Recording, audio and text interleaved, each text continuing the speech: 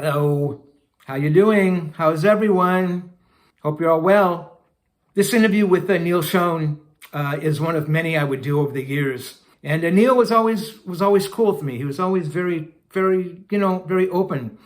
I did run into him at a Eric Clapton Crossroads show. That's where Eric would invite all these guitar players, to do their little sets. And I interviewed Neal at one of these Crossroads shows. I can't remember what it was, Dallas or Chicago. Anyway, Neal was not very nice that day. I mean, he was pretty rude. The next time I interviewed him, I asked him about that. He goes, "Oh man, I'm sorry. I was distracted or on edge," which I suppose is understandable. I mean, he's there in a arena, some of the best guitar players in the world, not to mention Eric Clapton. So I get why he may have been a bit, unfocused. So anyway, this is a cool interview. Neal Schon from Journey. Thanks, guys. A Gibson 335 or something.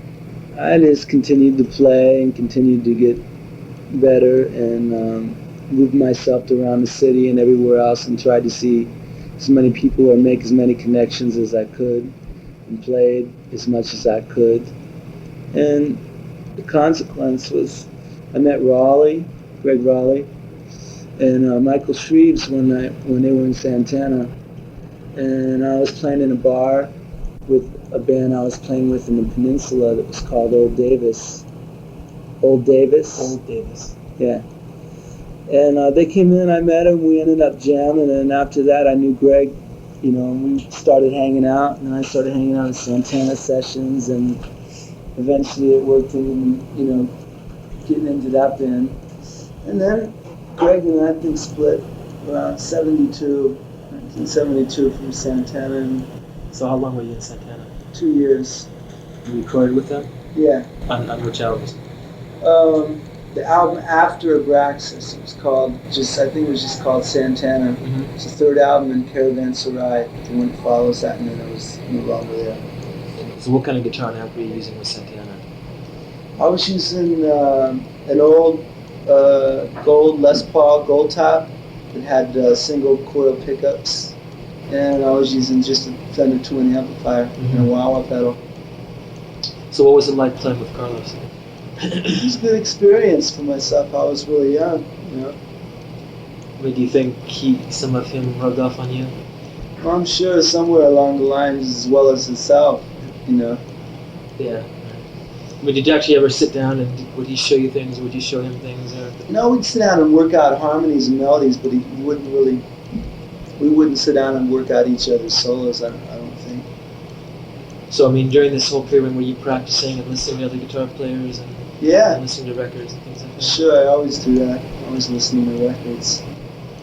It's hard to pinpoint who I listen to because I change my mind every week. One week I'll listen to Bach, The next week I'll listen to Eddie Van Halen, and the next week I'll go back to some old Hendrix records or listen to some Eric Clapton or Jeff Beck or Zeppelin or just anything, any new albums that come out, I'm checking them out. Mm-hmm. You were born in San Francisco? No, I was born in an Air Force base in Oklahoma. My parents were in the Air Force at the same time. Mm-hmm. So when did you move out to San Francisco or the coast? We moved out from the East Coast to California, 8 or something. I lived down in Hollister, which is about 35 miles south of San Jose. Mm-hmm. And then finally we moved up, towards the city. And that's where I started meeting a lot of people. I used to go jam with Alvin Bishop. And used to go jam with the old Fillmore West with B.B. King and a band called That's about it. So then, I mean, you were a part of the whole, quote-unquote San Francisco thing that was happening then? Yeah, I guess so. I was there. So what happened following Santana? Following Santana, I was trying to put together a power trio. And it was starting to sound really good, but we could not find anyone that could sing, So after a while, I just we just couldn't do any more with it without a singer. And that was with Greg Arico, which used to be the drummer that played with Sly Stone, and Peter Sears, which is the bass player with the Starship now. And I messed around with that for about a year, and then halfway through that year, Greg Arico and myself were playing with Larry Graham when Larry Graham was first starting. And we played with that for about 3 months, and we decided it wasn't right. So after that, I just started putting together, trying to put together another band, which was Journey. My manager and myself, he suggested the other players that were in the band. So what kind of guitars were you using when Journey first formed? It was a Les Paul and a Strat, between a Strat and Les. What were they? Newer guitars, older guitars? I had a newer Les Paul, but it got ripped. I no longer have it. And the Stratocaster was a newer one as well. Were those guitars like on the first album? On Journey's first album? Yeah. I think it was mostly Les Paul. Mostly Les Paul. Give me a rundown of the main guitars that you're using now on stage. I use, it's a new black Les Paul with old patent applied for humbuckers. I just stuck old guts and it sounds just like the old ones. And I've got an old Les Paul, a couple of old ones that I use as backups for the Les Paul. And I got a couple of Strats now that I'm using on stage as well. And eventually I'm going to start using a BC Rich I have. I noticed you have a Roland. A Roland synthesizer guitar I started messing around with. Just started playing with it? Yeah, well I've had it for a while, but I used it on this album so far. And I used it on like orchestration parts. If I were to play violins on guitar, that's what I use it for. Have you used it live yet? No. You will? Yeah. Is there a title for the new album? We don't know what we're going to call it yet. What about amplifiers? Amplifiers right now, before I was using Marshall heads and PV bottoms. Now I'm using all PV equipment. Using 2 Mace heads with 4 12 bottoms. I mean, there's 4 12s in each bottom. I have 4 of those. Those are PV bottoms? Yeah. They're like a Marshall size, but they're just PVs instead of Marshalls. What kind of speakers are they? I think they're Eminence. I know that you use pedals. Give me a rundown of your pedal board. I've got a giant pedal board, but I don't really use them all the time. Sometimes I just use straight guitar signal. But the pedal board is set up to where, like, if I don't step on the pedal, it's just the pedal's not there. It just bypasses it. But I have one pedal that I have set up in a wah-wah pedal. It's a preamp. It's a little preamp. It must be about a 5 dB boost. Not very much, but enough to notice it, for myself. And I have one wah-wah pedal. I've got a volume pedal, an ADA. Yeah, it's an ADA flanger. And I've got a little MXR compressor that I use sometimes for recording. There's an echo switch just from an Echoplex.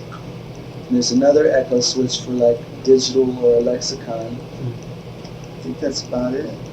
What about like equipment in the studio? Is it pretty much the same guitars? It's just what I told you. Yeah, I've been using a Strat lately. Yeah. Is that what you use for solos? Yeah. I used the Strat a lot on the last album too. What year is it?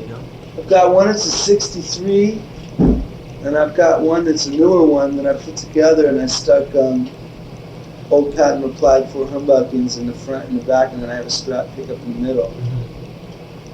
It's a little bit hotter than a regular Strat. Any other work into it? Just brass nut and brass tail pieces if the strings go through. Do you use like anything like special tunings or things like that? No, I don't really.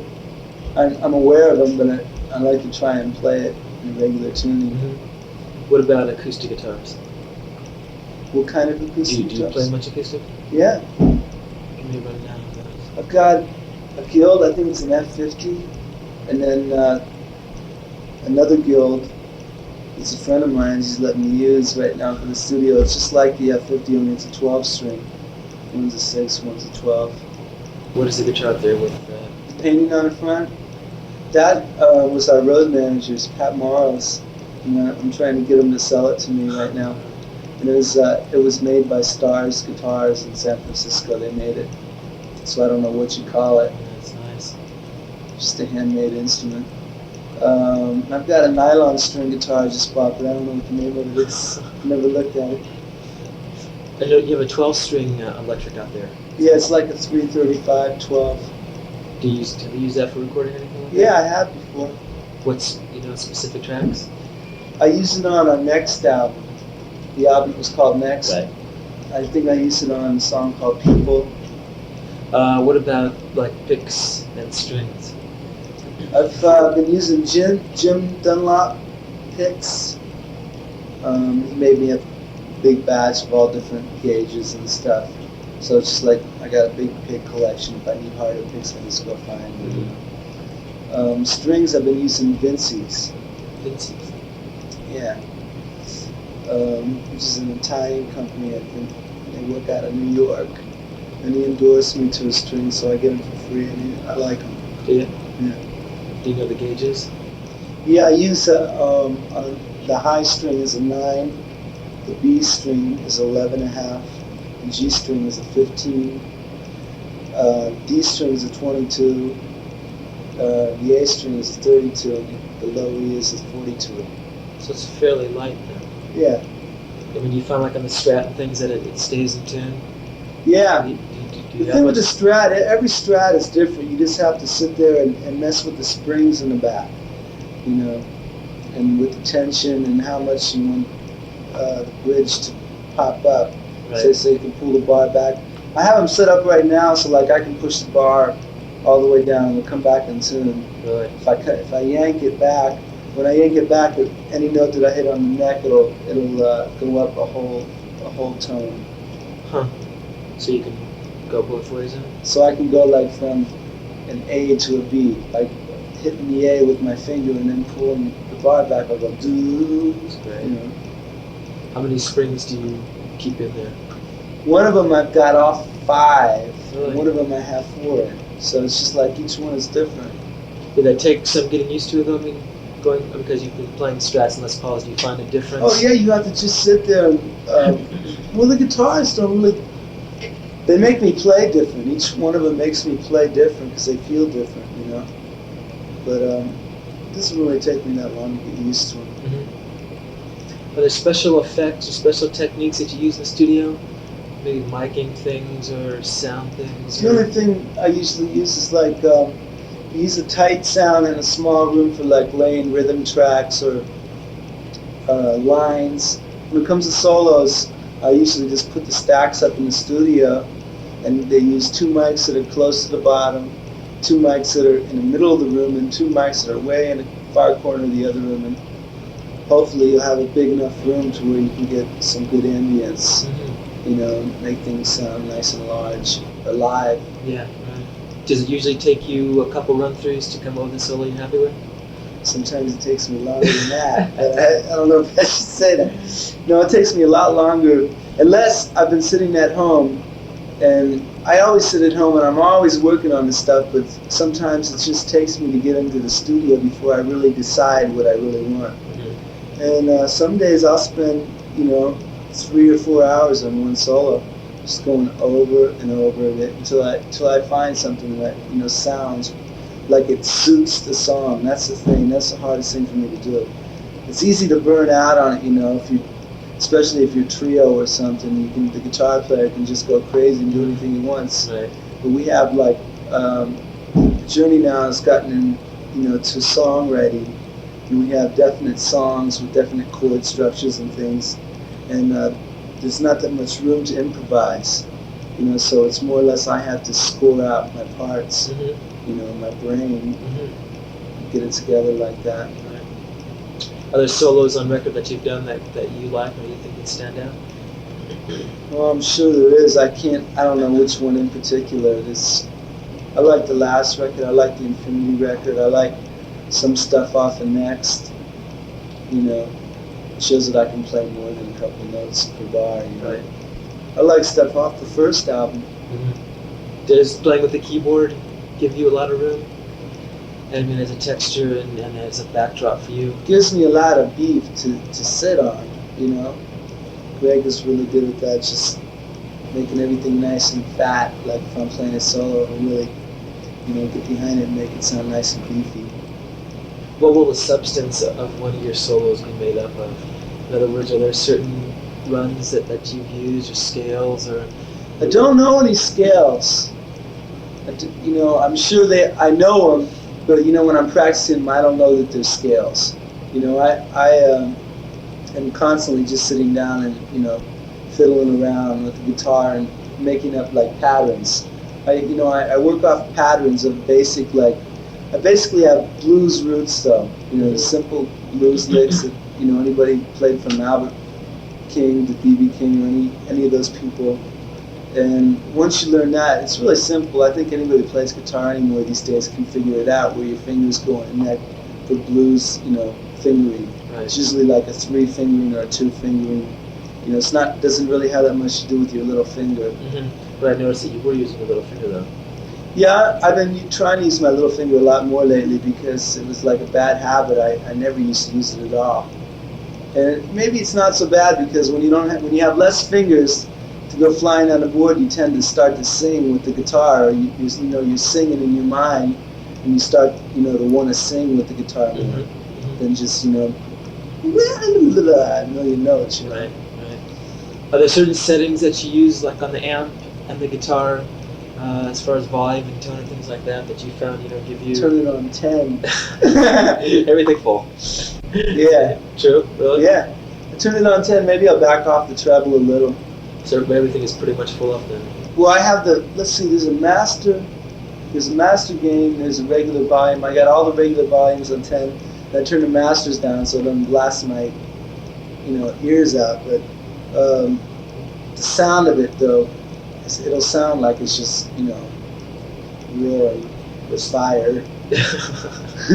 So then you just have like the two heads channeled then? Yeah. I have one of them set up. All my effects go through one side, all right, one amp head and two bottoms, and then I have a straight setup where there's no effects that go through on the other side. So in case, you know, I wanted to put an effect in it and started jumbling up things in a mix, I can like pull the effects and back, you know, or whatever, or vice versa. What kind of a guitar sound do you look for? I don't know, it depends. I mean, if it's a pretty song, I look for a nice, warm, clean sound. If it's a raunchy song, I look for a rude sound. You know, it's more or less, you just try and suit the song. Do you practice much? Yeah. Yeah? Yeah, at least a couple hours a day, if not more. You know, not maybe sometimes I don't sit down for just 2 hours, but I'll constantly pick it up and down, you know. When you take part in the songwriting Yeah. bands, do you find yourself sometimes maybe putting together chord sequences that, you know, maybe you thought of a melody line, so you'll maybe write chord sequences, Oh, yeah. you know, things like that? Mm-hmm. That way on the new album? Yeah. Normally, will you go in and like lay down rhythm tracks with the band? Yeah, I would prefer to play live, you know, but it's when you're going after a production album like our last one was, you can't really get everything clean and separated, you know, and I can't get lead sounds that I would be able to get by myself when nobody else was in the room. So it's best overall, I think, to do it that way, start from scratch, and you get a good feeling basic. And if you can get something that, you know, it feels so, you know, simple because there's nothing there when you're laying basics, that if you can get that to feel good when you put something on top of it, it really sounds good, I think. How important is a rhythm section? It's the most important. The drums are most important of all, I think. Really? Yeah. Do you think the new drummer you're playing has changed at all, or taken a different direction or anything? I don't think my playing has changed anymore. It might sound like it's got a little more space. There's a little more space to hear everything else happening around the drums. Ainsley tended to, do you think he overplayed a little maybe? Well, I don't want to say anything about him, but there was certain songs that just required him to play really simple on. Like I have to play simple solos to make the song sound good, and I think he wanted to play a little more, Mm-hmm. Do you think your playing has changed from the first Journey album? It's more condensed, try and fit more into, like, say, 8 bars or 4 bars rather than playing 16 and just totally freaking out. So that's easy to do. We do that live anyway. Mm-hmm. And it's just a different concept now. We play live to play live, and we, add more than what you hear on record. And record, we try and hold it back just a bit so that your average person that doesn't know anything about guitar players or music, they can sit down and hold a conversation over listening to the album. You don't have to go, wait a minute, you hear those 16th notes he played in the last 4 bars, Most people aren't even concerned with that. They just want something that's relaxing to the ears and the mind. Mm-hmm. You listen to people like Lee Ritenour and Al Di Meola and Carlton? I've listened to Carlton, I've listened to Di Meola, I've listened to Paco de Lucia, is that his name? Listen to Alan Holdsworth. Do you like that kind of stuff? Yeah, I love it. Even though I can't use it in what we're doing, it doesn't stop me from, trying to attack it Mm-hmm. and learn the same type of stuff, I listen to all sorts of music, I listen to jazz, guitarists, Western Montgomery, I really like. Who else? Pat Martino, I really like. I think you're playing in a slight jazz thing to it. Yeah, a little So bit. It's not very much though. I don't try and do that though at all. I would rather be heard as a rock and roll guitar player than a jazz guitar player right now. Mm-hmm. Maybe when I'm 40 or something, I want to change my mind. You do like a lot of like modal, like sounding stuff. Like it seems like some of the songs are like D's with like notes lifted up, and like real open sounding things. It's like real flowing types of things. Do you understand what I'm saying? I like open strings. Mm-hmm. Like in chords, I'll try and use as many open strings as I can because they ring forever, and they end up sounding big. It all just depends what you're going after, though. Well, are there any specific forms that you've used for more than one song that you could maybe describe? Okay, say an E chord. You play guitar, right? Yeah. Okay. In E chord, if you bar it like this, right, up in the which fret is it? 7th fret? Right. Okay. You bar it like this. Instead of playing just a regular chord like that where you muck the top strings, I'll play the opening on the bottom, and my finger will be where it usually is in that chord on the A string, and this finger will be where it usually is on the D string. Then I'll take my little finger and I'll stick it on the G string. All right? So then I got a chord that's like this, which is the same as that, except they'll let the B and the E ring on the bottom. Right. Oh, yeah, I noticed you doing that there. Yeah. So the song calls for an E chord, you might go up there and reach for something like that? Yeah, if I want the open strings on top. Or I like using a regular D down the bottom of my neck too and putting like an F sharp in the bass with your thumb. I like moving the bass note around with your thumb. It's good. Do you do any finger picking? I'm trying to learn how to right now. I'm not good enough to say that I can now. Could you describe your picking style? What you do with your right hand? I'm not really a choppy picker, man. A lot of people do, like rock and roll guitar players, they play like straight, like down, they go da da da da da da. I think I learned how to pick like a jazz guitar player kind of. I go up and down, up and down, and just I don't know. Do you attack hard? I mean, you have a hard Sometimes when I'm pinched, What where would you like to see your playing go? I mean, what levels that it hasn't reached yet? Where would you like to see it? I just like to play things that I was not able to play before, whatever it is, If I know I can play rock and roll, I know I can play blues. If I can't play classical music, I'd like to try and do that, I mean, that's going to happen for me until I'm dead, because you never stop learning that stuff, so I'll just continue to explore things that I don't know about. Right.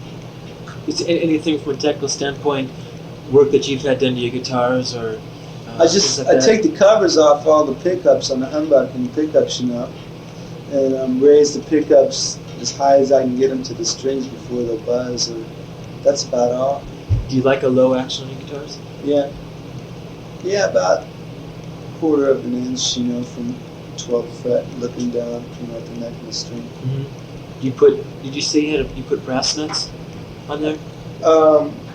There's a brass nut on the top of the neck, right? Yeah.